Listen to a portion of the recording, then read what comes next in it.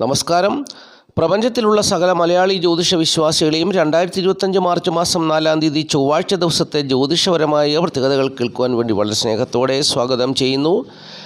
മലയാള തീയതിയിൽ പറഞ്ഞാൽ 1200-ാം ആണ്ട് കുംഭമാസം 20-ാം തീയതിയാണ് ചൊവ്വാഴ്ച ദിവസം. ഇന്ത്യൻ തീയതിയിൽ പറഞ്ഞാൽ ഫാൽഗുന മാസം 13-ാം തീയതിയാണ്. സൂര്യോദയ സമയം രാവിലെ 6:38, അസ്തമയ സമയം വൈകുന്നേരം 6:30. ഉദയാൽപരം തിഥി പഞ്ചമി തിഥിയാണ്. പഞ്ചമി തിഥി ചൊവ്വാഴ്ച ഉച്ചകഴിഞ്ഞ് 3:20 വരെ ഉണ്ടായിരിക്കും. ഉദയാൽപരം നക്ഷത്രം ഭരണി നക്ഷത്രമാണ്. ഭരണി നക്ഷത്രം ആരംഭിക്കുന്ന സമയം ചൊവ്വാഴ്ച പുലർച്ചെ 4:31. ചൊവ്വാഴ്ച സൂര്യോദയത്തിന് മുമ്പാണ് ഭരണി നക്ഷത്രം ആരംഭിക്കുന്നത്. 4:31 AM എന്ന സമയത്താണ് ഭരണി നക്ഷത്രം ആരംഭിക്കുന്നത്. ഭരണി നക്ഷത്രം അവസാനിക്കുന്നത് ബുധനാഴ്ച പുലർച്ചെ 2:35 AM. ബുധനാഴ്ച 2:35 AM എന്നുള്ള സമയത്താണ് ഈ ഭരണി നക്ഷത്രം അവസാനിക്കുന്നത്. അപ്പോൾ ഈ സമയത്ത് ജനിക്കുന്ന കുട്ടികൾ ഭരണി നക്ഷത്ര ജാതകരാണെന്നുള്ളത് അറിഞ്ഞുകൊള്ളുക. ഭരണി നക്ഷത്രപ്രകാരം ചൊവ്വാഴ്ച ദിവസം ഏതൊക്കെ നാളുകാരുടെ ജീവിതത്തിലാണ് അനുകൂലമായ അനുഭവങ്ങൾ വന്നു ചേരുക എന്നുള്ളതാണ് പറയാൻ പോകുന്നത്. ഭരണി നക്ഷത്രപ്രകാരം 27 നക്ഷത്രങ്ങളിൽപ്പെട്ട 7 നക്ഷത്രങ്ങൾക്കാണ് പ്രധാനമായിട്ടും കൂടുതൽ നേട്ടങ്ങൾ വന്നു ചേരുക. അശ്വതി, ഉത്രട്ടാതി, ചതയം, മകം, പൂരം, പൂരാടം, ഉത്രാടം. ഇത്രയും നാളുകാർക്കാണ് കൂടുതൽ മെച്ചപ്പെട്ട അനുഭവങ്ങൾ വന്നു ചേരുക. പ്രതികൂലമായ അനുഭവങ്ങൾ വന്നു ചേരുവാൻ സാധ്യതയുള്ള നാളുകാർ ഭരണി നക്ഷത്രപ്രകാരം ചൊവ്വാഴ്ച ദിവസം പ്രതികൂലമായ അനുഭവങ്ങൾ വന്നു ചേരുവാൻ സാധ്യതയുള്ള നാളുകാർ രേവതി, പൂരുട്ടാതി, അവിട്ടം, അത്തം. ഇത്രയും നാളുകാർക്ക് പ്രതികൂലമായ അനുഭവങ്ങൾ അവരുടെ ജീവിതത്തിൽ ഏതെങ്കിലും വഴിയെ വന്നു ചേരാൻ സാധ്യതയുണ്ട്. സൂക്ഷിക്കുക. അപ്പോൾ സൂക്ഷിച്ചാൽ ദുഃഖിക്കേണ്ട. അപ്പോൾ പ്രതിസന്ധികളോ പ്രതികൂലങ്ങളോ ഏതെങ്കിലും വിധത്തിലുള്ള തിക്താനുഭവങ്ങളോ മനസ്സ് വിഷമിക്കുന്ന ഏതെങ്കിലും സാഹചര്യങ്ങളോ ഇവർക്കുണ്ടാകാമെന്നാണ് ജ്യോതിഷത്തിൻ്റെ അഭിപ്രായം. അതുകൊണ്ട് സൂക്ഷിക്കുക, ശ്രദ്ധിക്കുക. ബാക്കിയുള്ള നാളുകാരെ സംബന്ധിച്ച് സുഖദുഃഖ സമ്മിശ്രമായ അനുഭവമായിരിക്കും എന്നുള്ളതും അറിഞ്ഞുകൊള്ളുക. ഇനി നമുക്ക് ചൊവ്വാഴ്ച ദിവസം ശുഭകാര്യങ്ങൾ ചെയ്തെടുക്കുവാൻ വേണ്ടിയുള്ള ശുഭസമയത്തെക്കുറിച്ച് ചിന്തിക്കാം. ചൊവ്വാഴ്ച ദിവസം രാവിലെ 8:18 മുതൽ ഉച്ചയ്ക്ക് 12:38 വരെയുള്ള സമയം ശുഭസമയമാണ്. ശുഭകാര്യങ്ങൾ ചെയ്യാൻ വേണ്ടിയുള്ള അനുകൂലമായ സമയമാണ്. പിന്നീട് ഉച്ച കഴിഞ്ഞ് 2:18 മുതൽ 3:38 വരെയുള്ള സമയവും ശുഭസമയമാണ്. ഈ സമയത്തും ശുഭകാര്യങ്ങൾ ചെയ്യുവാൻ അനുയോജ്യമായ സമയമാണ്. ശുഭകാര്യങ്ങൾ ചെയ്താൽ ജീവിതത്തിൽ വിജയമുണ്ടാകുമെന്നാണ് ജ്യോതിഷം അഭിപ്രായപ്പെടുന്നത്. അപ്പോൾ ഈ ശുഭസമയങ്ങളിൽ പ്രധാനപ്പെട്ടതായ കാര്യങ്ങളൊക്കെ ചെയ്തെടുക്കുക, ജീവിത വിജയം നേടുക. ഇനിയും സംഖ്യാശാസ്ത്രം പറയുന്നു. സംഖ്യാശാസ്ത്രം പറയുന്നത് ഇംഗ്ലീഷ് മാസ തീയതി വെച്ചാണ്. തീയതി 4ആണ്.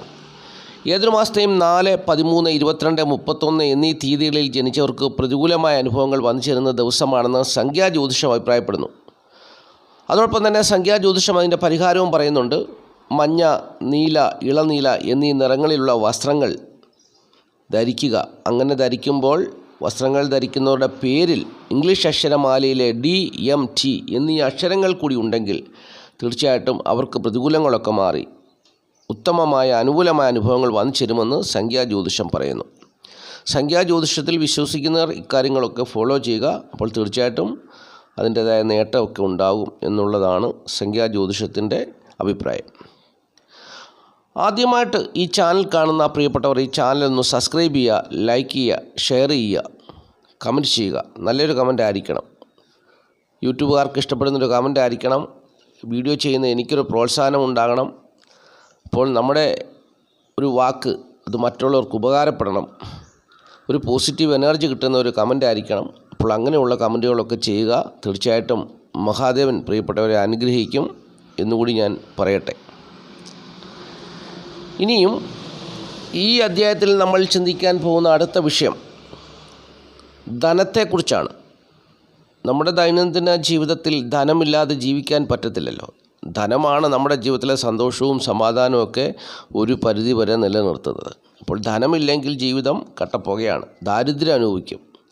അപ്പോൾ ധനം വന്നു ചേരണമെങ്കിൽ കുറച്ച് മാർഗ്ഗങ്ങളൊക്കെ ഉണ്ട്. ധനം വന്നു ചേരുവാനുള്ള ശരിയായ മാർഗ്ഗങ്ങൾ. ഒന്ന്, ജോലി, അല്ലെങ്കിൽ മറ്റുള്ളവർ നമ്മളെ സഹായിക്കുക.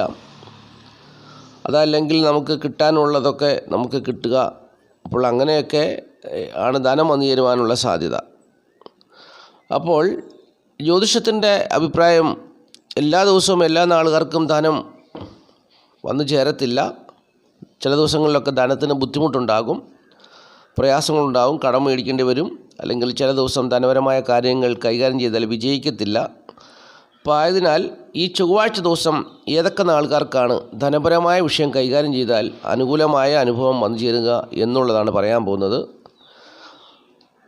ചൊവ്വാഴ്ച ദിവസം ഉത്രട്ടാതി, അവിട്ടം, പൂരാടം, അനിഴം, ചിത്തിര, പൂരം, പൂയം, മകയിരം, അശ്വതി ഇത്രയും നാളുകാർക്ക് ധനം വന്നു ചേരുവാൻ സാധ്യതയുള്ള ദിവസമാണ്. ധനപരമായ വിഷയങ്ങൾ കൈകാര്യം ചെയ്താൽ വിജയിക്കുന്നൊരു ദിവസമാണ്.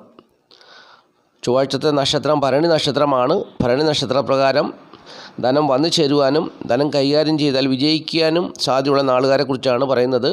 ഭരണി, ഉത്രട്ടാതി, അവിട്ടം, പൂരാടം, അനിഴം, ചിത്തിര, പൂരം, പൂയം, മകയിരം, അശ്വതി എന്നീ നാളുകാർക്കാണെന്നുള്ളത് അറിഞ്ഞുകൊള്ളുക. ഇനിയും ഒരു കാര്യം കൂടി ചിന്തിച്ച് ഈ അധ്യായം അവസാനിപ്പിക്കാം.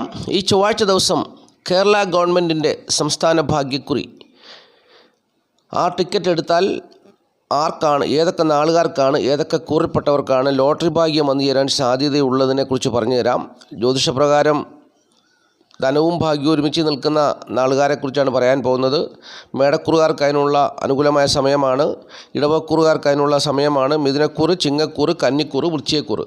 അപ്പോൾ ഇത്രയും കുറിൽപ്പെട്ട, അതായത് മേടക്കുറിൽപ്പെട്ട അശ്വതി, ഭരണി, കാർത്തികക്കാൽ നാളുകാർ, ഇടവക്കുറിൽപ്പെട്ട കാർത്തിക മുക്കാൽ, രോഹിണി, മകരൻ 2 പാദം നാളുകാർ, മിഥുനക്കുറിൽപ്പെട്ട മകരൻ 2 പാദം, തിരുവാതിര, പുണർതം മുക്കാൽ നാളുകാർ, ചിങ്ങക്കുറിൽപ്പെട്ട മകം, പൂര, ഉത്രം കാൽ നാളുകാർ, കന്നിക്കുറിൽപ്പെട്ട ഉത്രം മുക്കാൽ, അത്തം, ചിത്തിര 2 പാദം നാളുകാർ, വൃശ്ചികക്കുറിൽപ്പെട്ട വിശാഖം കാൽ, അനിഴം, കേട്ട നാളുകാർ. ഇത്രയും നാളുകാർക്ക് ലോട്ടറി ഭാഗ്യം പ്രതീക്ഷിക്കാനൊരു ദിവസമാണ്.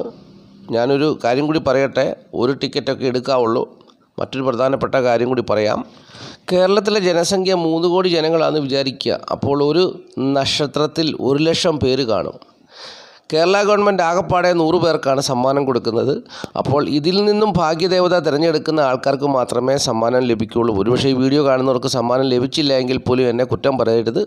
നിർത്തുകയാണ്. നന്ദി, നമസ്കാരം. Master mind of knowledge.